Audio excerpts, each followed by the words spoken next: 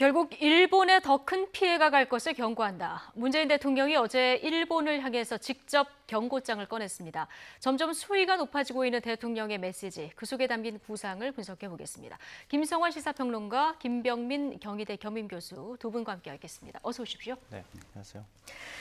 예, 자 문재인 대통령 어제 직접 경고라는 단어를 쓰면서 단호한 대일 메시지를 냈습니다. 이 얘기부터 먼저 듣고 오시겠습니다. 일본 정부는 아무런 외교적 협의나 노력 없이 일방적인 조치를 전격적으로 취했습니다. 국제사회의 지지를 얻지 못하자 우리에게 전략물자 밀반출과 대북제재 이행 위반의 의혹이 있기 때문이냐 말을 바꾸었습니다. 한국 경제의 핵심 경쟁력인 반도체 소재에 대한 수출 제한으로 시작했다는 점에 주목하지 않을 수 없습니다. 우리 기업들은 일본의 소재, 부품, 장비에 대한 의존에서 벗어나 수입처를 다변화하거나 국산화의 길을 걸어갈 것입니다. 결국에는 일본 경제에 큰 피해가 갈 것임을 경고해 둡니다. 네. 대통령이 이제 공식적으로는 세 번째 메시지를 낸 건데요. 시간이 지나면서 점점 메시지가 강해지는 이런 느낌입니다. 어제는 직접 경고라는 단어까지 나왔거든요. 네. 어떻게 들으셨습니까? 대통령의 메시지가 강해진데 첫 번째 배경에는 일본이 얘기하고 있는 전략 문자에 대한 반출 문제가 아마 걸렸던 게 아닌가 싶은데요. 예.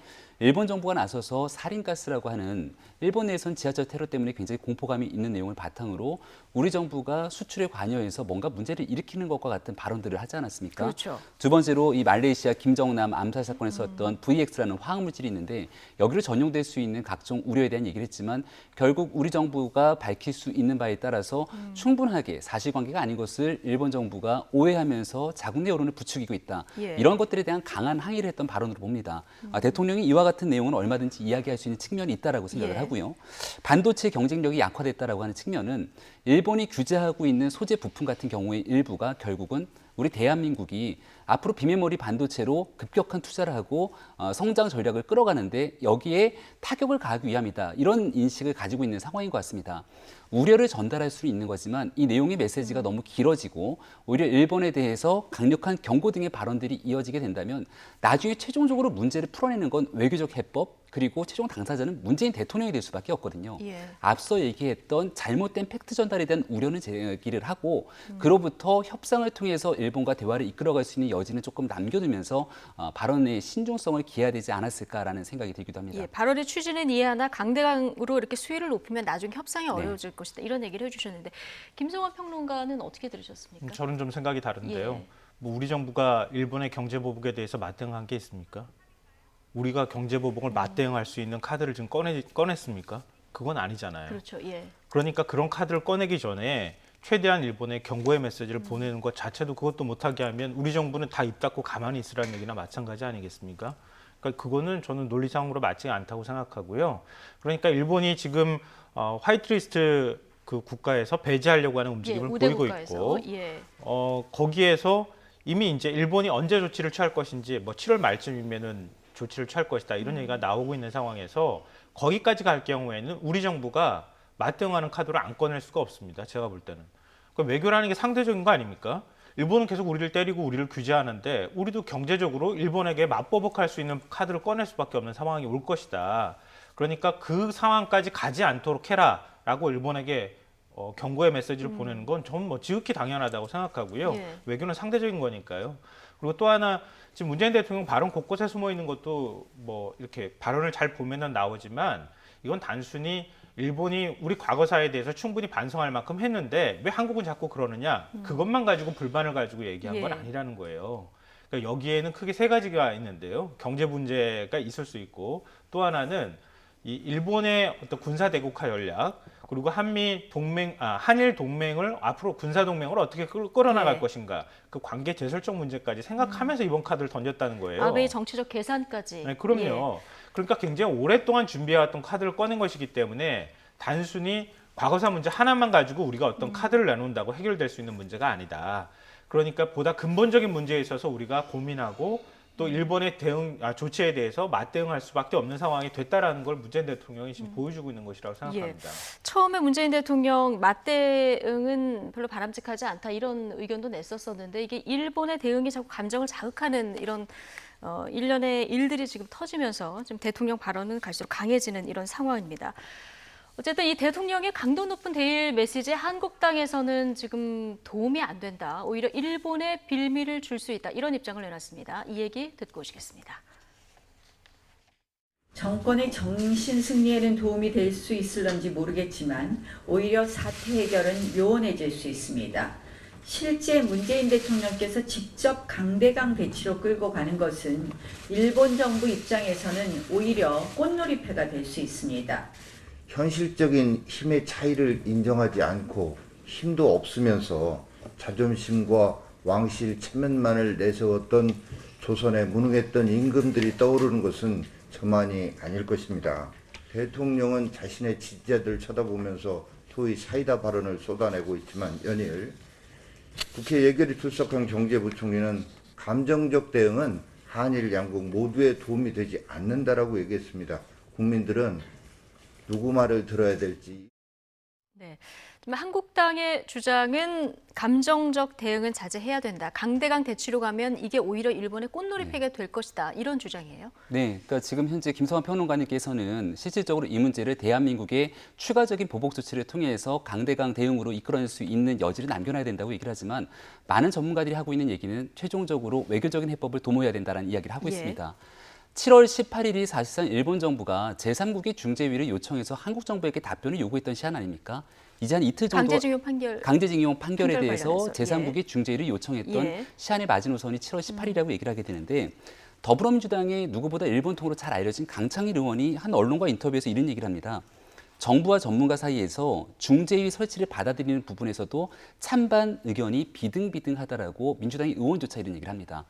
더불어민주당에서 외통위 의원을 지냈던 김성곤 의원 같은 경우는 이것마저 피할 경우에 추가적인 제재를 피할 길이 없고 대한민국 경제 심각한 위기가 초래될 수 있다고 더불어민주당 여당의 중진 의원을 지냈던 인사까지 나서서 문제를 제기하고 있는 상황입니다. 문재인 대통령도 이 강제징용 판결에 대해서 대법원의 판결이기 때문에 우리 정부를 모르겠다 손 놓고 있는 것이 아니라 우리 정부의 안으로서 1+1 대한민국 기업과 일본 기업이 기금에 출연해서 문제를 해결하자고 이야기를 전했지만 사실상 일본 정부가 안 받은 것 아니겠습니까?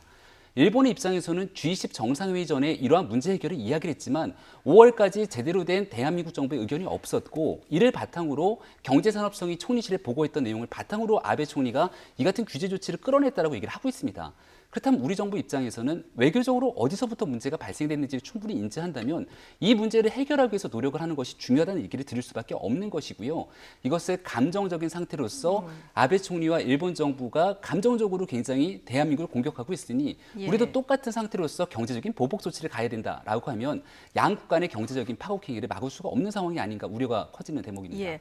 일본의 도발이 먼저고 치졸한 보복임도 분명하고 또 일본의 논리도 사실 좀 말이 안 된다. 이런 부분에 다 공감이 하는데 대응 방법에 있어서 강대강 대응이 도움이 되겠느냐. 이런 야당의 지적입니다. 네, 제가 방금 전에 말씀드렸던 거 지금 오독을 하시는데요. 제가 문재인 대통령이 강대강 대응을 하기 위해서, 강경 대응을 하기 위해서 뭔가 마치 준비하는 것처럼 뭐 지금 현재 강한 발언을 냈다 이렇게 말했다고 이해를 하신 것 같은데 그게 아니고요. 우리가 실질적인 조치를 취하지는 않았잖아요, 아직. 일본이 더 강한 조치를 하려고 하잖아요.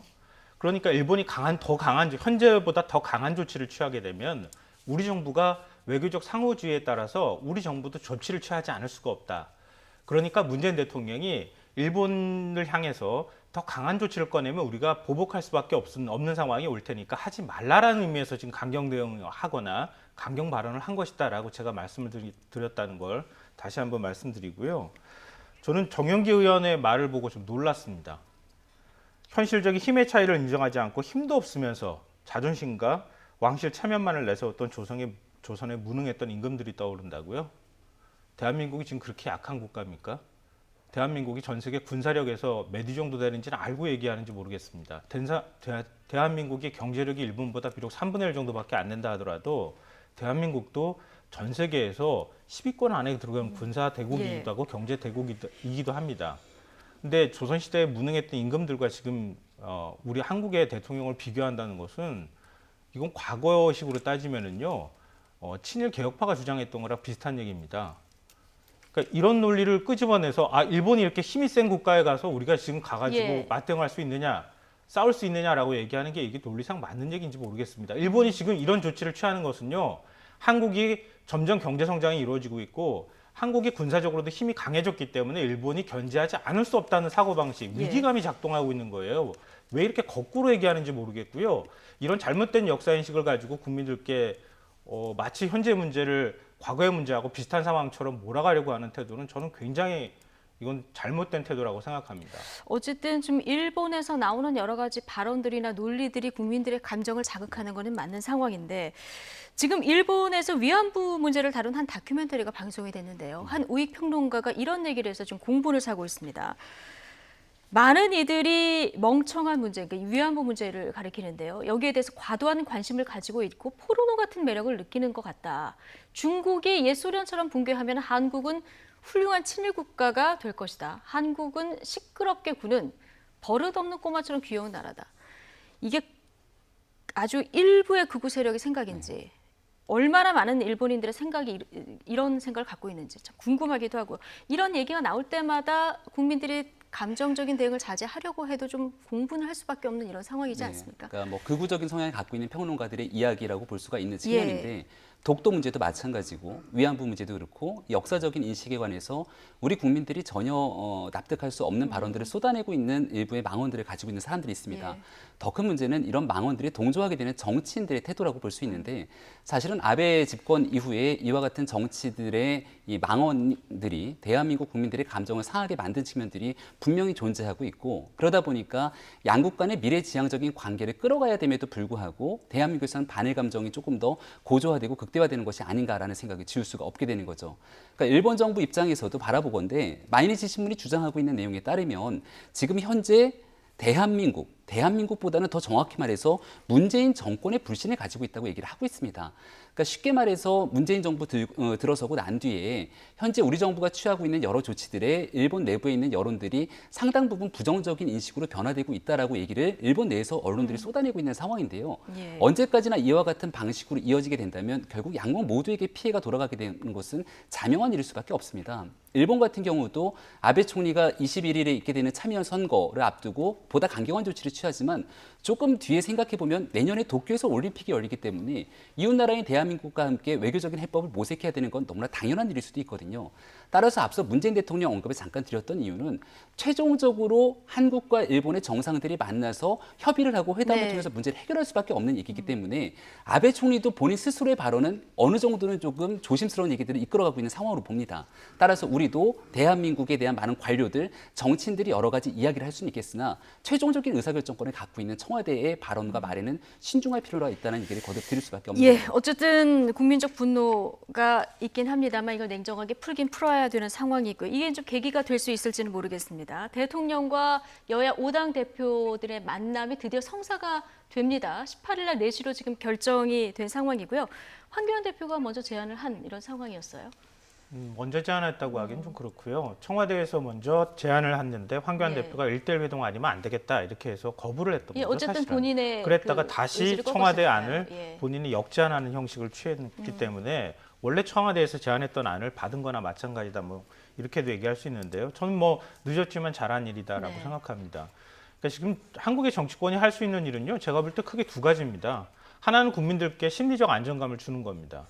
지금 굉장히 위기 상황이라고 얘기하고 있지만 어쩌면 우리가 충분히 극복하고 대처할 수 있는데 너무 지나치게 위기 상황이라고 우리 스스로 얘기하고 있는 것은 아닌지 예. 한번 좀 되돌아볼 필요가 있다고 생각하고요.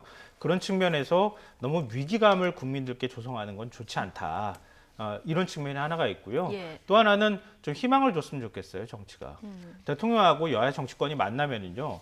이런 뭔가 하나의 의견을 만들어서 정치가 뭔가 해결할 수 있구나. 우리 사회의 문제를 정치권이 뭔가 풀어서 앞으로 우리가 이렇게 나갈 수 있구나라는 걸 국민들께 좀 희망을 줄 수 있는 자리였으면 예. 좋겠다. 그런 점에서 이번에는 꼭 성과를 내는 그런 회동이 됐으면 하는 바람입니다. 대화가 헛바퀴를 돌지 않고 좀 한 목소리를 내야 할 텐데요. 이 부분 저희가 이제 전해지는 소식 또 이 여야 5당 대표들과 대통령이 어떻게 그 결론을 내리는지 18일 날 소식이 전해지는 대로 또 전해드리도록 하고요. 한일 외교 갈등, 이 전략가들의 역할은 어디까지일까? 이 부분도 지금 많이 논란거리가 되고 있습니다. 조국 청와대 민정수석 일본의 경제보복 비판에 가세했는데요. 연일 비판 기사를 SNS에 올리고 있습니다. 야당에서는 적절치 않은 행동이다 한 목소리를 내고 있는데 사당의 입장 함께 들어보시겠습니다. 청와대 수뇌부가 TV 켜놓고 드라마 본방사수 하다가 동학농민운동의 축창글을 SNS에 올립니다. 동학농민운동 당시 일본군은 기관총을 가지고 만반의 전투태세를 갖춰놨는데 의기만 충천한 동학농민군은 축창 들고 돌격했다 2만 명이 몽땅 몰살당하는 그 사건 아닙니까? 우리가 고민하지 않고 뭐 노래 부르고 뭐 배북질하고 뭐 이런 것들이 지금 일단 공감은 가지만 전략가들이 할 일은 아니지 않습니까? 조국 수석이 자기 페이스북에 먼저 올라갔어요. 네? 이게 제대로 된 겁니까? 그 요즘 정부 하는 거 보면 정부는 보이지 않고 장관은 보이지 않고 자꾸 청와대 수석만이 보이거든요. 과연 지금 정무수석으로서 페이스북을 그렇게 꾸준히 하면서 논란을 일으키는 거에 대해서 바람직한 일인지 본인이 스스로 좀 한번 돌이켜볼 필요가 있지 않나요? 비판 수의 온도차는 조금 있습니다. 그런데 지금 조배수 의원 얘기 들어보면 정부 장관은 보이지 않고 자꾸 청와대 수석만 보인다 이런 얘기를 하거든요. 네, 박지원 의원 같은 경우도 이런 얘기 하지 않았습니까? 지금 정부가 야당복은 있는데 참모복이 없다라고 얘기하면서 애도 이와 같은 사태에 비판하기도 했고 정의당의 김종대 의원 얘기가 좀 뼈아플 것 같아요. 전략가들이 해야 되는 역할이 있는데 패북질이라고 하는 표현을 씁니다. SNS를 활용할 수 있는 자유는 분명히 존재합니다만은 조국 수석 스스로가 민정수석이 취임하면서 약속을 했던 게 있어요. 민정수석을 잘 마무리 질 때까지 SNS를 하지 않고 학교로 돌아가겠다라고 이야기를 한 적이 있는데요. 그렇다면은 그렇게 SNS를 중단하기로 마음을 먹었던 애당초의 의지가 있을 것 아니겠습니까? 그리고 SNS를 활동하다가 올해 1월 달에는 다시 노영민 비서실장이 취임하면서 청와대 2기 출범하고 다시 SNS를 하지 않기로 했습니다. 근데 조국 수석이 SNS를 할 때마다 사실은 더 논쟁이 격화되는 이유가요. 지난번에 있었던 국회 패스트트랙 전국에서도 사실은 여야가 극한 대치 상황으로 가고 있는데 청와대 민정수석이 나서서 야당을 조롱하는 듯한 글을 SNS에 올리게 됩니다. 그럼 이 문제에 대해서 당시 굉장히 당혹스러웠던 건 여당의 더불어민주당 의원들이거든요. 청와대 민정수석, 참모진들이 대통령을 보필하고 보좌하면서 전략을 짜야 될 시기에 대중정치에 먼저 나서는 것이 아니냐라고 하는 비판이 있을 수 있는 것이고요. 지금 현재 조국 수석이 법무부 장관으로 등용할 거다라고 하는 하마평이 있고 일각에서는 차기 대권주자로 조국 수석이 나서는 것 아니냐라고 하는 자기정치 이야기까지 있는 마당이기 때문에 대한민국이라고 하는 국가를 생각하게 된다면 참모의 역할이 어디까지인지는 야당의 목소리에 좀 귀를 기울여야 되지 않을까 싶습니다. 지금 패북 활동 좀 자제하겠다고 했는데 최근 나흘간 12건 글을 게시했습니다. 최근에 이렇게 글을 많이 올리는 이유가 있을까요? 글쎄요, 일본의 어떤 조치에 대해서 대응을 해야 되겠다고 하는 거, 국민이 하나로 좀 뭉쳐야 되겠다고 하는 그런 얘기들을 좀 하고 싶어 했던 거 아닌가 싶은데요. 저는 먼저 전제로 안 올렸으면 좋았을 뻔했다. 안 올렸으면 좋았을 뻔했다. 네, 좋은 태도는 아니라고 생각합니다. 그러니까 우리가 일본 정부에 충분히 대응할 만한 힘을 갖고 있는 국가라고 말씀드렸던 것도 마찬가지지만 우리가 너무 수세적으로 이 문제를 이해하거나 아니면 너무 감정적으로 대응할 필요는 저는 없다고 생각합니다. 그러니까 그런 면에서 우리가 좀 더 냉정하게 이번 사태를 바라보고 대응해야 된다는 그런 기조에서 말씀드리는 겁니다.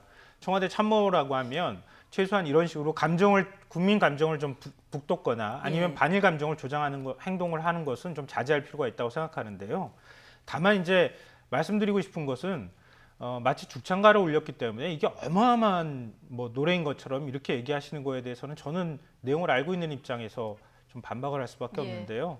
죽창가는 과거 80년대 학생운동권에서 민중가요로 많이 불렸던 노래입니다.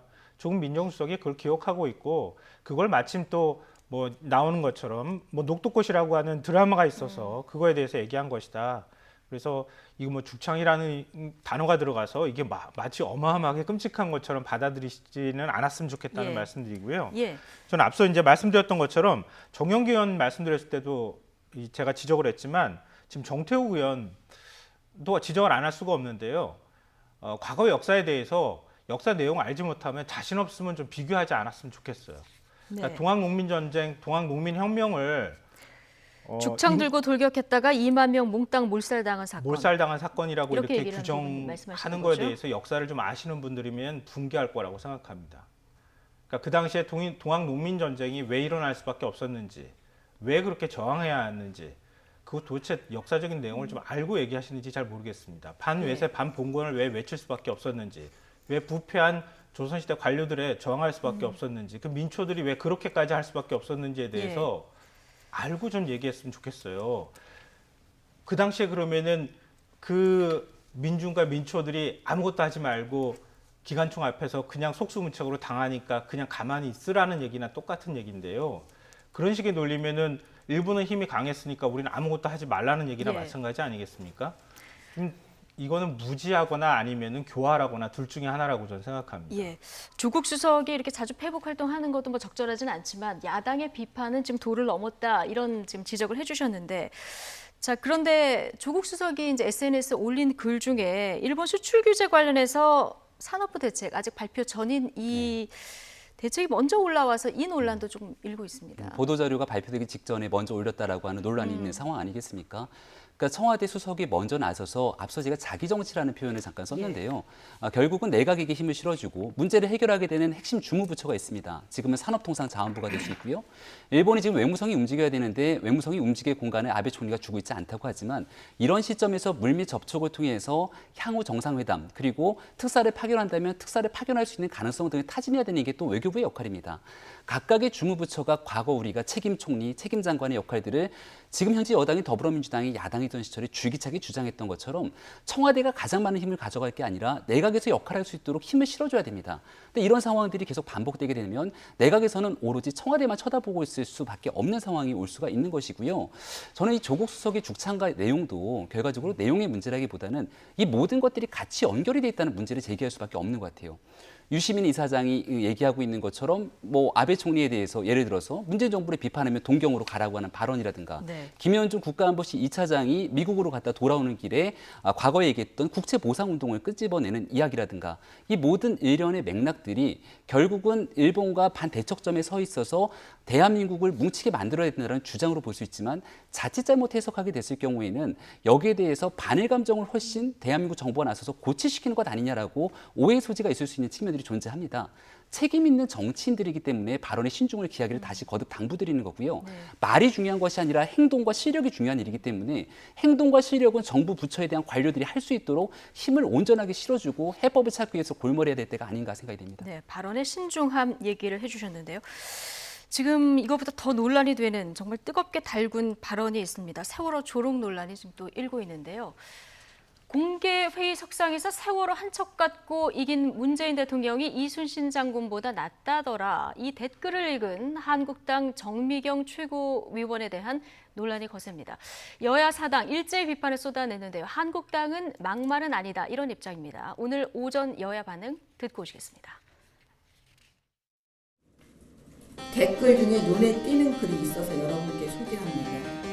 어찌 보면 문통이 세월호 한 척 갖고 이긴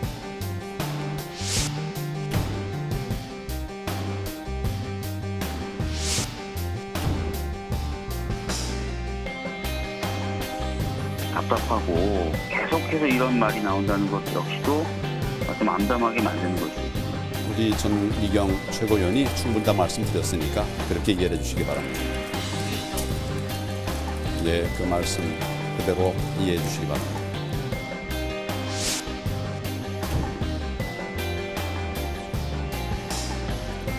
본인의 마음과 생각을 표현하기 위해서 그 댓글을 인용한 거잖아요. 자신의 생각과 같다.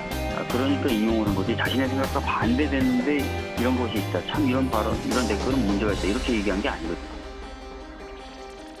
네, 이 댓글을 읽은 댓글 내용도 좀 논란이 일고 있습니다만은 한국당에서 항상 비유를 들면 세월호 이 비유 잊을만하면 한 번씩 등장을 합니다.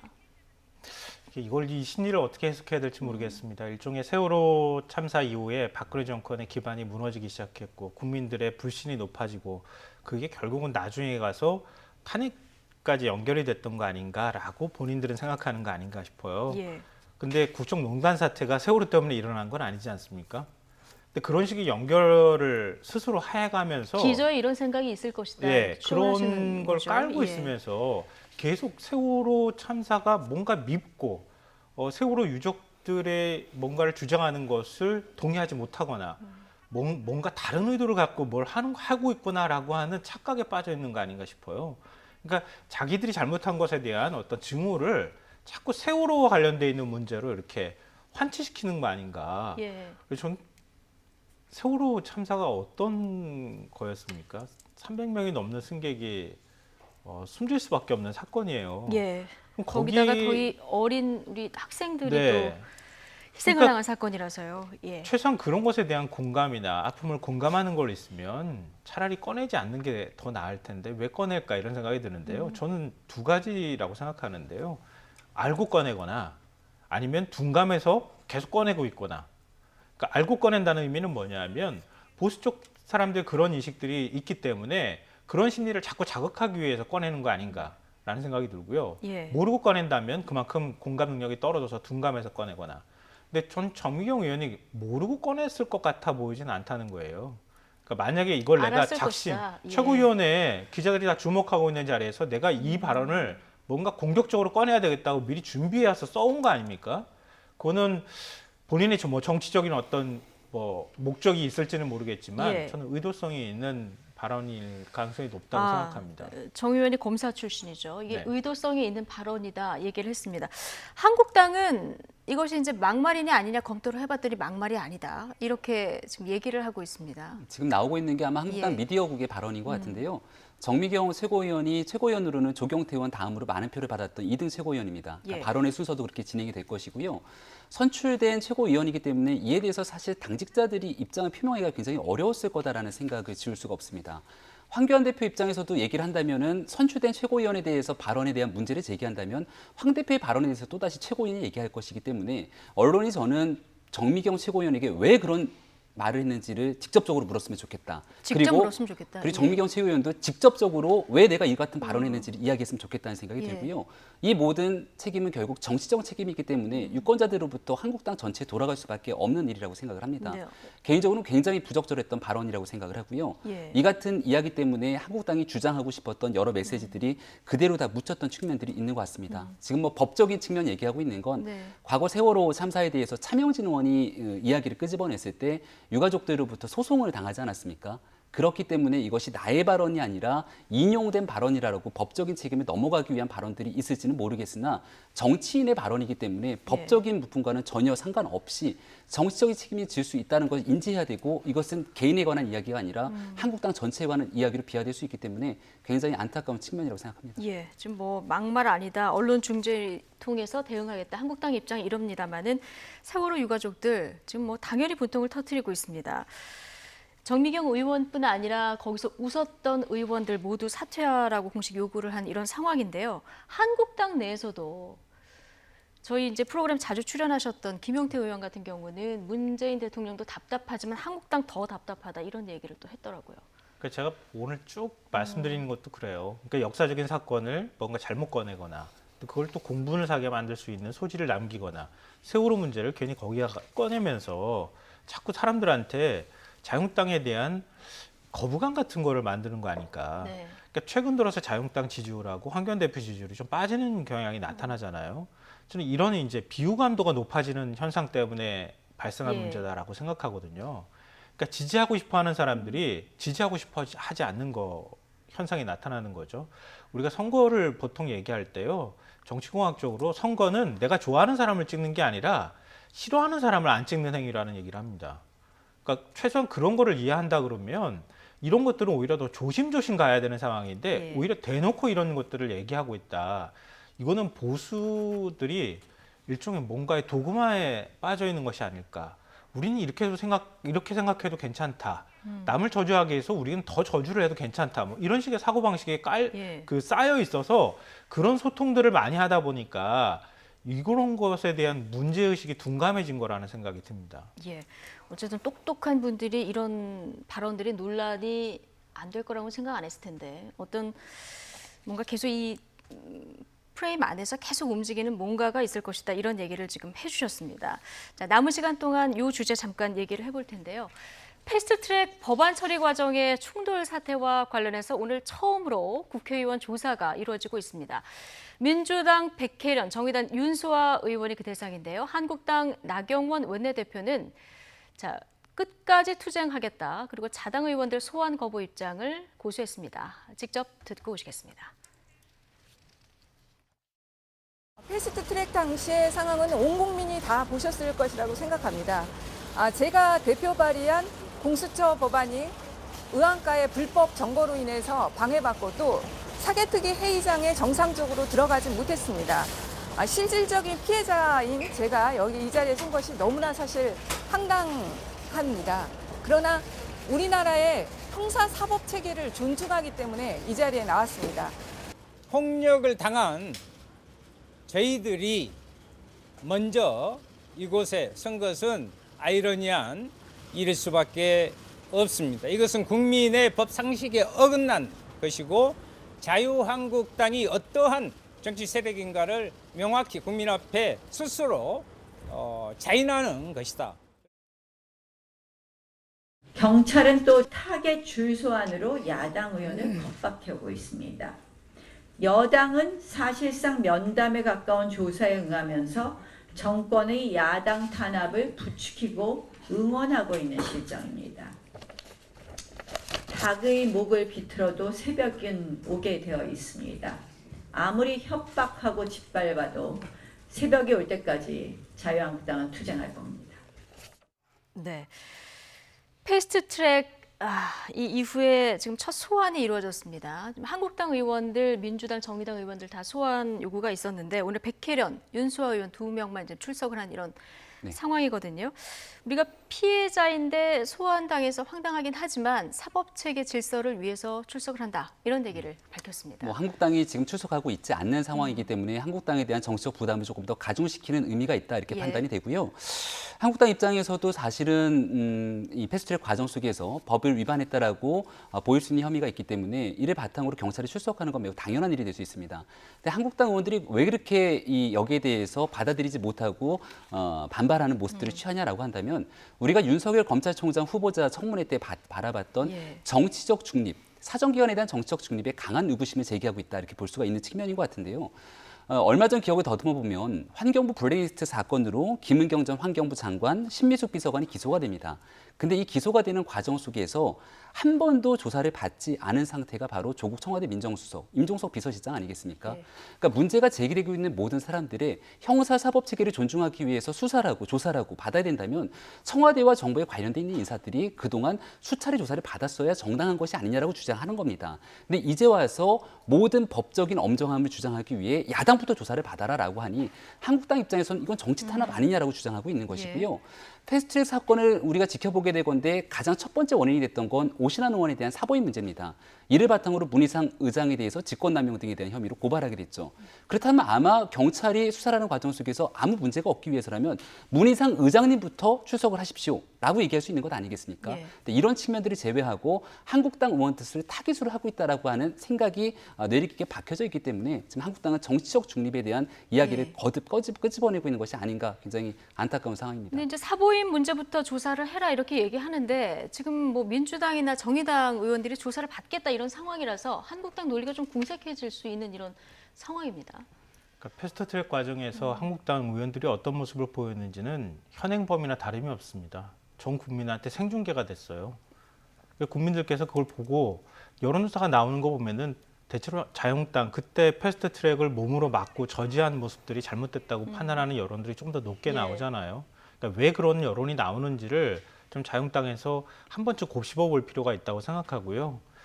야당은 언제나 과거에도 그랬던 것처럼 뭔가 검찰 수사를 받거나 이렇게 할 때 야당 탄압이라고 많이 주장해 왔기 때문에 그러니까 일반적인 레토릭에 가까운 문제가 아닐까 싶은데 지금 야당 탄압이라고 주장하면서 나경원 원내대표가 닭의 목을 비틀어도 새벽은 오게 될 것이다 이 말을 인용을 했거든요. 어디서 많이 듣던 말이긴 합니다. 김영삼 전 대통령이 한 말로 굉장히 좀 유명한데요.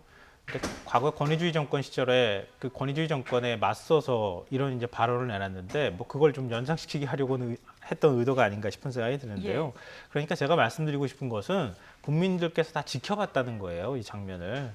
근데 그 장면을 지켜봤을 때 이게 충분히 고소고발이 되거나 패스트트랙을 이렇게 물리적으로 막는 것에 대한 책임을 져야 한다, 응당한 책임을 지려고 하는 태도를 보이는 게 맞지 않겠느냐라는 겁니다. 그러니까 그걸 응당하게 책임진다고 하는 얘기는 사법적으로 문제가 있는 행동인지 아닌지를 확인받으면 되는 거예요. 근데 그것조차도 안 하겠다고 하는 것은 결국은 야당은 법 위에 서겠다. 우리는 무엇을 해도 다 거기에서 열애다. 예. 이런 것들을 보여주는 것이나 다름이 없어서 저는 공감이 별로 안 됩니다. 예, 김병민 교수님 말씀하신 대로 선진화법, 이거 국회에서 만든 법입니다. 근데 국민들은 법을 안 지키면 다 가서 어쨌든 억울해도 조사를 받아야 되는 상황인데 이 국민들 눈높이에서 이거 어떻게 받아들일지 좀 궁금한데요. 국민들 눈높이에서는 당연히 국회의원들이 만든 법이고 여기에 따라서 조사를 받는 건 매우 당연하다고 판단할 수 있을 겁니다. 따라서 한국당 의원들도 계속해서 소환을 거부하거나 불응하기까지의 과정에서는 상당한 부담감이 있을 거라고 생각하고요.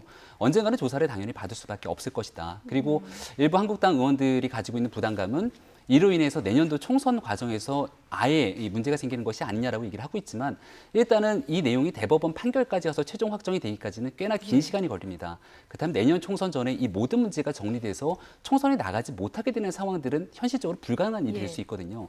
따라서 일단은 여기에 대한 소환 조사에 대해서 한국당 의원들은 뭐 충분하게 조사를 통해서 불합리하고 부정적인 인식이 있더라도 받을 필요가 있다는 개인적인 생각이 있는 것이고요. 다만 더 나아가서 그 이면에 앞서 얘기했던 것처럼 현 정부가 그동안 이 수사 등에서 정치적인 중립을 전혀 국민께 보여주지 못했다라고 판단되는 부분들은 함께 같이 이야기를 하면서 끄집어내야 될 필요가 있지 않을까 생각합니다. 어쨌든 지금 한국당 의원들이 이렇게 안 나가겠다고 하고 정치적으로 이제 풀어보고자 하는 의도가 강한데 이게 선진화법이 강하더라고요. 500만 원 이상 벌금형 나오면 이제 다음 총선에 출마를 못하게 된 상황이 될 수도 있는 거죠. 그러니까 그걸 가장 걱정하고 있다고 얘기를 하지 않습니까? 뭐 이거는 제 얘기가 아니라 자유한국당 내부에서 흘러나오는 얘기를 가지고 말씀드리는 겁니다. 그러니까 자유한국당 의원들이 굉장히 거칠어지는 현상이 나타난다거나 아니면 여야 합의 과정에서 지난번에도 그랬잖아요. 원내 교섭단체들이 3당이 합의한 거 당에 가지고 들어가니까 아니 이거 합의할 수 없습니다라고 하는 가장 근본적인 이유도 왜 고소고발 치아 안 갖고 왔느냐 이제 이런 의원들의 요구였다고 보통 이제 얘기를 하는데요. 근데 뭐 자유한국당 의원들 입장에서 가능하면 조사 시기를 늦출 수는 있을지 모르겠어요. 근데 과연 고소고발된 사건에 대해서 언제까지 조사를 늦출 수 있겠느냐. 그리고 정치적 해결이 제가 볼 때는 난망합니다. 그러니까 차라리 이럴 때 그냥 당당하게 조사를 받고 난 다음에 거기에 대해서 뭐 문제가 있으면 문제 있다고 얘기하는 게 차라리 낫지 않을까 생각합니다. 조사는 조사대로 받고 그 이후에 좀 해법을 모색하는 것이 더 좋은 방법일 것이다. 이런 조언까지 해주셨습니다. 오늘 두 분 말씀 여기까지 듣겠습니다. 김성환 시사평론가 그리고 김병민 경희대 겸임교수 두 분과 함께했습니다. 고맙습니다.